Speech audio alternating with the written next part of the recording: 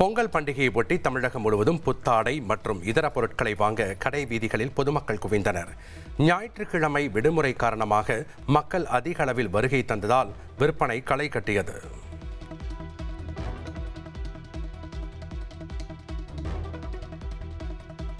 தமிழ்நாட்டில் 1.86 கோடி குடும்ப அட்டைகளுக்கு பொங்கல் தொகுப்பு மற்றும் ரொக்கம் விநியோகம் செய்யப்பட்டுள்ளது. ரொக்கத் தொகையாக 5,587 கோடி ரூபாய் வழங்கப்பட்டுள்ளதாக தமிழக அரசு தெரிவித்துள்ளது. தமிழ்நாட்டில் வாக்காளர் பட்டியலில் பெயர் சேர்க்க 12,38,000 பேர் விண்ணப்பித்துள்ளனர். பெயரை நீக்க 21,979 விண்ணப்பம் வந்துள்ளதாக தேர்தல் ஆணையம் தெரிவித்துள்ளது. அரியலூர், தஞ்சை, நாகை, புதுக்கோட்டையில் கனமழைக்கு வாய்ப்பு. கடலூர், மயிலாடுதுறை, திருவாரூர் மாவட்டங்களிலும் கனமழை பெய்ய வாய்ப்பிருப்பதாக வானிலை ஆய்வு மையம் தெரிவித்துள்ளது. இலங்கையில் உள்ள தமிழர்களை பாதுகாக்க வலியுறுத்தி பிரதமர் மோடிக்கு முதல்வர் ஸ்டாலின் கடிதம் எழுதியுள்ளார். இலங்கை அரசு கொண்டுவரும் புதிய அரசியலமைப்பு மாற்றம் மீண்டும் அபாயத்தை ஏற்படுத்தும் என அவர் கூறியுள்ளார். ஆட்சி அதிகாரத்தில் பங்கு எப்போதும் கிடையாது என்று அமைச்சர் ஐ. பெரியசாமி திட்டவட்டமாக தெரிவித்துள்ளார். கூட்டணி ஆட்சி இல்லை என்பதில் முதல்வர் உறுதியாக இருப்பதாகவும் அவர் கூறினார்.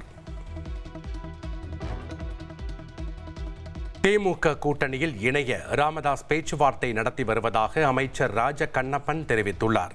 பரமக்குடியில் நடந்த நிகழ்ச்சியில் பேசிய அவர் இதனை தெரிவித்தார். அதிமுகவுடன் அன்புமணி கூட்டணி பேசியது சட்டவிரோதம் என்று தலைமை தேர்தல் ஆணையருக்கு பாமக நிறுவனர் ராமதாஸ் கடிதம் எழுதியுள்ளார். பாமகவின் பெயரை பயன்படுத்திய அன்புமணி மீது நடவடிக்கை எடுக்க வேண்டும் என்றும் அவர் வலியுறுத்தியுள்ளார். கரூர் சம்பவம் தொடர்பான விசாரணைக்கு டெல்லி சிபிஐ அலுவலகத்தில் தவேக தலைவர் விஜய் திங்கட்கிழமை ஆஜராகிறார். சென்னையிலிருந்து காலை 7 மணிக்கு தனி விமானம் மூலம் விஜய் டெல்லி செல்கிறார்.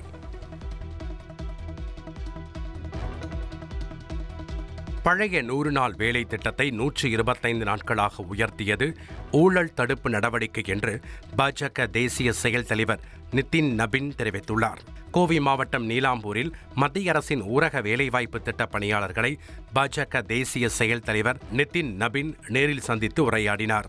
அப்போது பழைய 100 நாள் வேலை திட்டத்தை 125 நாட்களாக உயர்த்தியதால் நிதி நேரடியாக ஏழை மக்களின் வங்கிக் கணக்குகளில் செல்லும் என்று கூறினார். உடல்நலக் குறைவு காரணமாக டெல்லியில் உள்ள கங்காராம் மருத்துவமனையில் அனுமதிக்கப்பட்டிருந்த காங்கிரஸ் மூத்த தலைவர் சோனியா காந்தி வீடு திரும்பினார். கடந்த ஜனவரி 5ஆம் தேதி நுரையீரல் தொற்று காரணமாக மூச்சுக்குழாய் தொடர்பான ஆஸ்துமா அதிகரித்ததால் மருத்துவமனையில் அனுமதிக்கப்பட்ட அவருக்கு சிகிச்சை அளிக்கப்பட்ட நிலையில் தற்போது அவர் குணமடைந்து வீடு திரும்பியுள்ளார். மேலும் தனது வீட்டில் வைத்து அவர் சிகிச்சையை தொடர இருப்பதாகவும் தெரிவிக்கப்பட்டுள்ளது. மதுரை அவனியாபுரத்தில் வருகிற ஜனவரி 15ஆம் தேதி நடைபெறும் ஜல்லிக்கட்டு போட்டியை முன்னிட்டு மாநகராட்சி சார்பில் சுமார் 67 லட்சம் ரூபாய் மதிப்பீட்டில் தண்டவாள வாடிவாசல் அமைக்கும் பணிகள் தீவிரமாக நடைபெற்று வருகிறது. தென்னை மர தூண்களை கொண்டு காளைகளுக்கு எந்தவித காயமும் ஏற்படாத வண்ணம் வாடிவாசலை அமைத்து வருவதாக தலைமுறையாக வாடிவாசல் அமைக்கும் பணியை செய்து வரும் குடும்பத்தை சேர்ந்த இருளன் என்பவர் தெரிவித்துள்ளார். பொங்கல் பண்டிகையை முன்னிட்டு திருப்பூரில் ஜல்லிக்கட்டு போட்டிக்காக வளர்க்கப்படும் காளைகளுக்கு தீவிர பயிற்சி அளிக்கப்பட்டு வருகிறது. கம்பீரத்திற்கு பெயர் பெற்ற காங்கேயம் காளைகள், ஆக்ரோஷத்திற்கு பெயர் போன புலிக்குளம் காளைகள், தேனி மலைமாடுகள் உள்ளிட்ட காளைகளுக்கு பயிற்சி அளிக்கப்படுகிறது. திமிலை வலுப்படுத்தவும் கொம்புகளை கூர்மையாக்கவும் மண் குத்துதல் பயிற்சி, காளைகளின் உடல் தகுதியை மேம்படுத்த குளங்களில் நீச்சல் பயிற்சி மற்றும் மூச்சு பிடித்து ஓடுவதற்கான பயிற்சிகளும் வழங்கப்படுகின்றன. இந்த பயிற்சியில் ஈடுபடும் காளைகளுக்கு வழக்கமாக கொடுக்கப்படும் உணவுகளோடு பருத்தி கொட்டை, தவிடு, பச்சரிசி மாவு, பேரிச்சம்பழம் மற்றும் முட்டை உள்ளிட்ட சத்தான உணவுகள் வழங்கப்பட்டு வருகின்றன. சிவகங்கை மாவட்டம் சிங்கம்புணரி அருகே பிரான் மலை உச்சிக்கு செல்லும் வழியில் 7 வயது சிறுவன் வழிக்கு விழுந்து உயிரிழந்த சம்பவம் சோகத்தை ஏற்படுத்தியுள்ளது. மதுரை மாவட்டம் பொட்டப்பட்டியைச் சேர்ந்த சுரேஷ், சகுந்தலா தம்பதியரின் ஒரே மகன் சஞ்சித் 2500 அடி உயரத்தில் அமைந்த கோவிலுக்கு தரிசனம் சென்றபோது வழுக்கி விழுந்து உயிரிழந்தார். சதுர்வேத மங்கலம் போலீசார் சம்பவ இடத்தில் வந்து உடலை கைப்பற்றி சிங்கம்புணரி அரசு மருத்துவமனைக்கு அனுப்பி வைத்தனர். நியூசிலாந்துக்கு எதிரான முதல் ஒருநாள் போட்டியில் இந்திய அணி 4 விக்கெட்டுகள் வித்தியாசத்தில் வெற்றி பெற்றது. இந்திய அணியில் விராட் கோலி 93 ரன்களும் சுப்மன் கில் 56 ரன்களும் குவித்தனர். சர்வதேச கிரிக்கெட்டில் அதிக ரன்கள் குவித்த வீரர்கள் பட்டியலில் 2வது இடத்திற்கு முன்னேறினார் விராட் கோலி. அதிவேகமாக 28,000 ரன்கள் எடுத்த வீரர் என்ற சாதனையையும் அவர் படைத்துள்ளார்.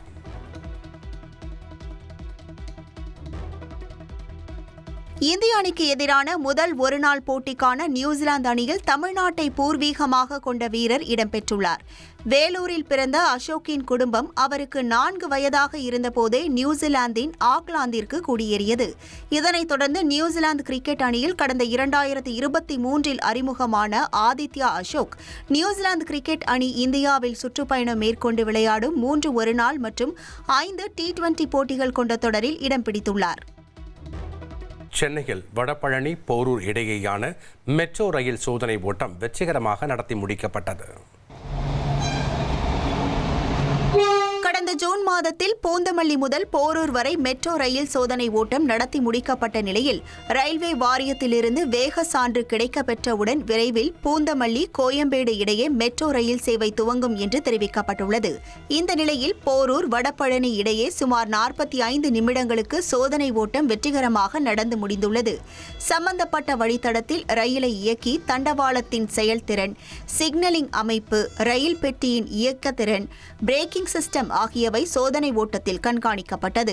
போரூர் வடபழனி இடையே ரயில் நிலைய கட்டுமான பணிகள் நிறைவு பெறாததால் 6 கிலோமீட்டர் தொலைவிற்கு நேரடியாக எங்கும் நிற்காமல் ரயில்கள் இயக்கப்பட உள்ளது. இந்த சேவை பிப்ரவரி 2வது வாரத்தில் தொடங்க திட்டமிடப்பட்டுள்ளது. சோதனை ஓட்டத்திற்கு பின் செய்தியாளர்களை சந்தித்த மெட்ரோ ரயில் நிர்வாக இயக்குநர் சித்திக், கோவை மதுரை மெட்ரோ ரயில் திட்ட பணிகளை கைவிடவில்லை என்று கூறினார். ரீல்ஸ் மோகத்தால் ஓடும் ரயிலில் ஆபத்தான சாகசங்கள் செய்ய வேண்டாம் என தெற்கு ரயில்வே எச்சரிக்கை விடுத்துள்ளது.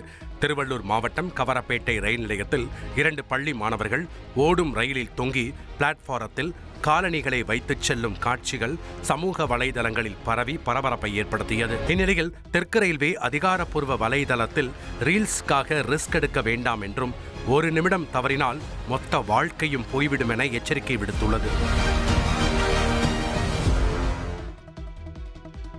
தொழில் வரியில் விலக்கு உள்ளிட்ட கோரிக்கைகளை வலியுறுத்தி தமிழ்நாடு மருந்து வணிகர்கள் சங்கம் போராட்டம் அறிவித்துள்ளது. பிப்ரவரி 15ஆம் தேதி தமிழகம் முழுவதும் மருந்தகங்கள் அடைக்கப்படும் என்று அறிவிக்கப்பட்டுள்ளது. திண்டுக்கல்லில் பல்வேறு குற்ற சம்பவங்களில் தொடர்புடைய விக்னேஸ்வரன் என்ற ரவுடியை போலீசார் காலில் சுட்டு பிடித்தனர். 3 கொலை உட்பட 15 வழக்குகளில் தொடர்புடைய விக்னேஸ்வரன் போலீசாரை தாக்கிவிட்டு தப்பியோட முயன்ற போது சுட்டு பிடித்ததாக காவல்துறை தரப்பில் தெரிவிக்கப்பட்டுள்ளது. சபரிமலை தங்க கொள்ளை வழக்கில் நவம்பர் முதல் தற்போது வரை 11 பேர் கைது செய்யப்பட்டுள்ள நிலையில் மேலும் சிலர் கைதாக வாய்ப்புள்ளதாக தகவல் வெளியாகியுள்ளது. சபரிமலையில் துவாரபாலகர் சிலை, கோவில் கதவு மற்றும் கட்டளை ஆகியவற்றிலிருந்து தங்கம் கொள்ளையடிக்கப்பட்டது கண்டறியப்பட்டதைத் தொடர்ந்து கேரள உயர்நீதிமன்ற உத்தரவின் பேரில் சிறப்பு புலனாய்வு குழு நியமிக்கப்பட்டு தீவிர விசாரணை நடைபெற்று வருகிறது. இந்த வழக்கில் இதுவரை 11 பேர் கைது செய்யப்பட்ட நிலையில் சிறப்பு புலனாய்வு குழுவின் விசாரணை தொடர்கிறது.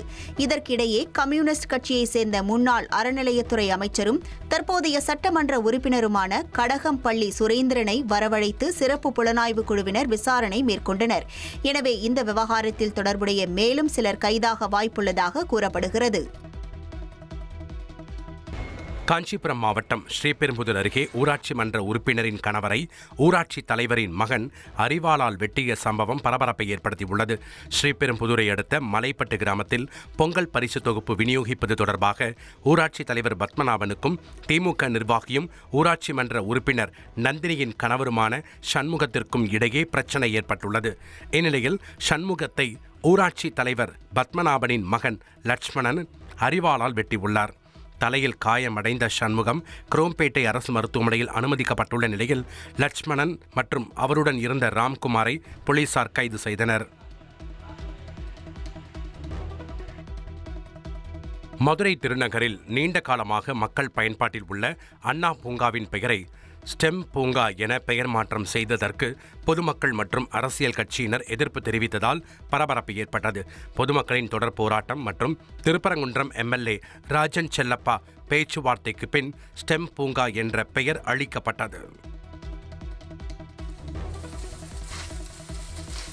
தந்தி டிவி செய்தி எதிரொலியாக திருவாரூர் மாவட்டம் நன்னிமங்கலத்தில் பெற்றோரை இழந்த குழந்தைகளுக்கு தனியார் அறக்கட்டளை சார்பில் வீட்டின் மேல் சிமெண்ட் சீட் போட்டும் கழிவறை கட்டியும் கொடுக்கப்பட்டுள்ளது. 2 மாதங்களுக்கு முன் தந்தை சிவக்குமாரை இழந்து 12 மற்றும் 11ஆம் வகுப்பு படிக்கும் பெண் குழந்தைகளும் ஒரு ஆண் குழந்தையும் முறையான இருப்பிடம் இல்லாமல் தவித்து வந்துள்ளனர். இதுகுறித்து தந்தி டிவியில் செய்தி வெளியான நிலையில் தனியார் அறக்கட்டளையினர் குழந்தைகளின் வீட்டிற்கு 2 மாதங்களுக்கு தேவையான மளிகை பொருட்களை வாங்கி கொடுத்த நிலையில் வீட்டிற்கு கிரக பிரவேசமும் செய்துள்ளனர். கிருஷ்ணகிரி மாவட்டம் தேன்கனிக்கோட்டையில் சுகாதாரத்துறை சார்பில் சமுதாய வளைகாப்பு நடைபெற்றது. இதில் 1100 கர்ப்பிணி பெண்கள் கலந்து கொண்டனர். இவர்களில் 150க்கும் மேற்பட்டோர் அசாம், அருணாச்சல பிரதேசம், பீகார் உள்ளிட்ட வட மாநிலங்களைச் சேர்ந்தவர்கள் என்பது குறிப்பிடத்தக்கது. ஈரான் மீது அமெரிக்கா தாக்குதல் நடத்தலாம் என தகவல் வெளியானதால் ஈரான் ஹை அலர்ட்டில் உள்ளது. மத்திய கிழக்கில் அமெரிக்க படைகள் மற்றும் இஸ்ரேலை குறிவைத்து பதில் தாக்குதல் நடத்தப்படும் எனவும் ஈரான் எச்சரித்துள்ளது. கிரீன்லாந்து வேண்டும் என அமெரிக்க அதிபர் டொனால்ட் ட்ரம்ப் கூறி வரும் நிலையில் விரைவில் கிரீன்லாந்து நாடாளுமன்றம் கூட உள்ளது. தாங்கள் அமெரிக்கர்களாக இருக்க விரும்பவில்லை என கிரீன்லாந்து அரசியல் தலைவர்கள் அறிக்கை வெளியிட்டுள்ளனர். யுக்ரைனிய ராணுவத்திற்கு உதவும் எரிசக்தி வசதிகள் மற்றும் எரிபொருள் கிடங்குகளை ரஷ்ய படைகள் தாக்கியுள்ளன. 70 யுக்ரைனிய ட்ரோன்களை சுட்டு வீழ்த்தியதாகவும் ரஷ்ய பாதுகாப்பு அமைச்சகம் தெரிவித்துள்ளது. ஹவாய் மாகாணத்தில் உள்ள கிளாயூயா எரிமலையிலிருந்து சிவப்பு நிறத்தில் எரிமலை குழம்புகள் ஆறாக ஓடியது. சுமார் 20 அடி உயரத்திற்கு எரிமலை குழம்புகள் கொப்பளித்து இரவு நேர வானை சிவப்பு நிறத்தில் ஒளிரச் செய்தன. பராசக்தி திரைப்படம் முதல் நாளில் உலக அளவில் 27 கோடி ரூபாய்க்கு மேல் வசூல் செய்துள்ளது. படக்குழுவினர் அதிகாரப்பூர்வமாக அறிவித்துள்ளனர்.